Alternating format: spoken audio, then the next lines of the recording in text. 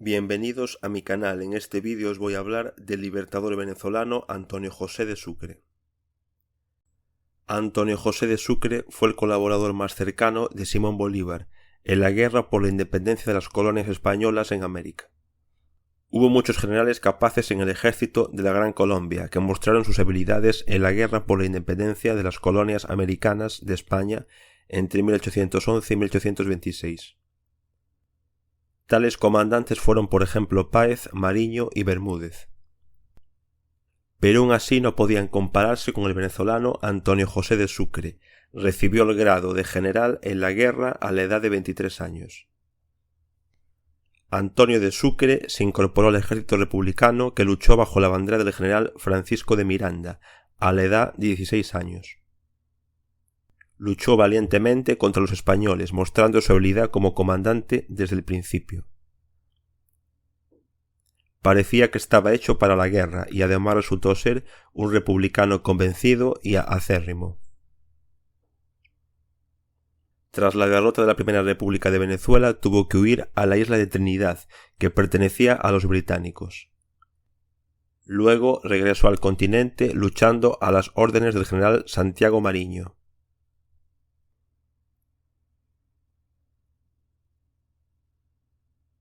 La gloria y la fama de Sucre llega durante la defensa de la fortaleza costera de Cartagena en Colombia, sitiada por los españoles.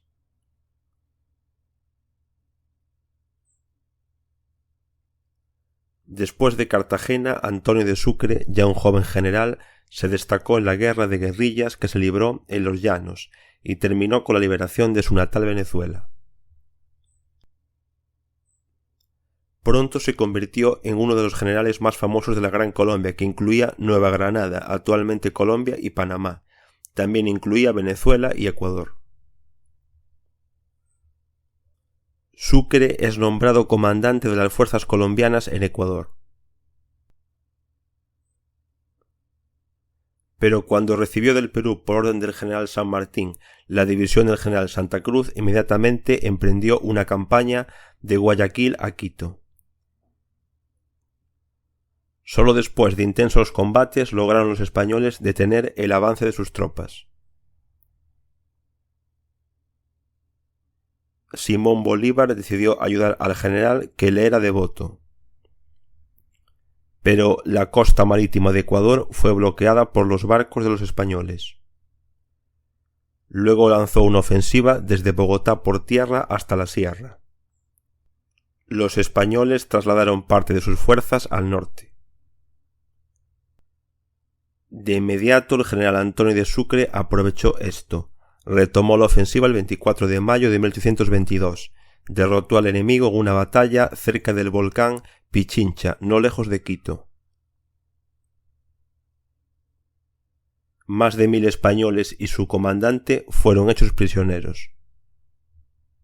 La consecuencia de esta victoria fue la liberación de la capital ecuatoriana de Quito. Las tropas de Bolívar ingresan a la provincia de Pasto. Ahora todo el territorio ecuatoriano había sido liberado de los españoles, que se habían retirado al vecino Perú.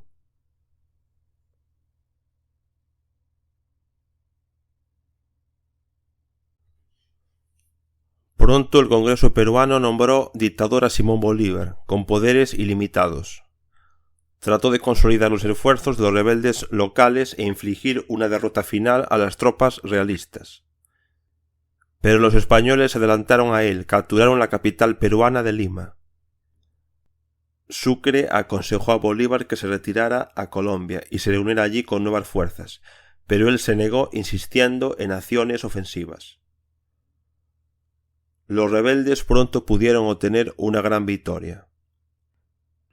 El 6 de agosto de 1824, los realistas, al mando del general Canterac, perdieron la batalla de Junín ante Bolívar y se retiraron. Luego Antonio de Sucre obtuvo su victoria más brillante en la batalla de Ayacucho, que tuvo lugar el 9 de diciembre de 1824. Tenía bajo su mando 5.780 combatientes independentistas y el virrey del Perú, José de la Serna, que estaba al mando de las tropas realistas, tenía 9.310 combatientes. Atacando duramente a los españoles, las tropas independentistas los pusieron en fuga.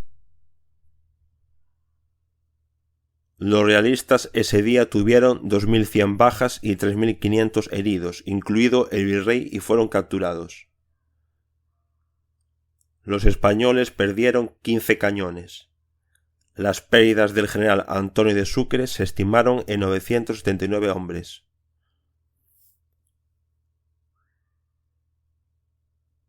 La batalla de Ayacucho, también conocida como la batalla de Quinua, prácticamente decidió la independencia del Perú.